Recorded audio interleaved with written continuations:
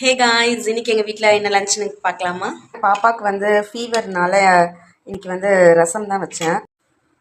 தென் white rice. பாப்பாவுக்கு வந்து முட்டை வந்து அவிச்சு வச்சுருக்கேன், நாட்டுக்கோழி முட்டை.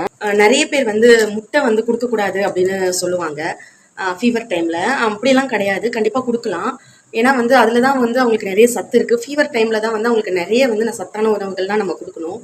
அந்த டைமில் வந்து நிறைய சில குழந்தைங்களுக்கு வந்து அந்த டைஜஷன் ப்ராப்ளம் இருக்கும். பட் வந்து நம்ம வந்து பார்த்து கொடுக்கணும், ஓவராக கொடுக்காம லிமிட்டாக கொடுத்தா வந்து ரொம்ப நல்லது.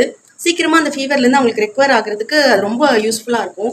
ஸோ ஃபீவர் டைமில் தான் வந்து அவங்களுக்கு ரொம்ப ஃபுட் வந்து நல்ல ஃபுட்டாக, நல்ல இம்யூனிட்டி பவர் வந்து இன்க்ரீஸ் ஆகிற அளவுக்கு உள்ள ஃபுட்டாக வந்து நம்ம கண்டிப்பாக அவங்களுக்கு பார்த்து கொடுக்கணும். ஸோ வந்து எங்களுக்கு இன்னைக்கு லஞ்ச் வந்து இவ்வளோ சிம்பிளாக முடிஞ்சிருச்சு. பாப்பா வந்து ரசம் சாப்பிட்றதுனால நாங்கள் இன்னைக்கு நான்வெஜ் எடுத்தோன்னா பாப்பாவுக்கும் கேட்பா. ஸோ நாங்களும் வந்து இன்னைக்கு சிம்பிளாகவே தான் சாப்பிட போகிறோம். உங்கள் வீட்டிலலாம் இன்னைக்கு என்ன லஞ்ச் அப்படிங்கிறத கண்டிப்பாக கமெண்ட் பண்ணுங்கள். நெக்ஸ்ட்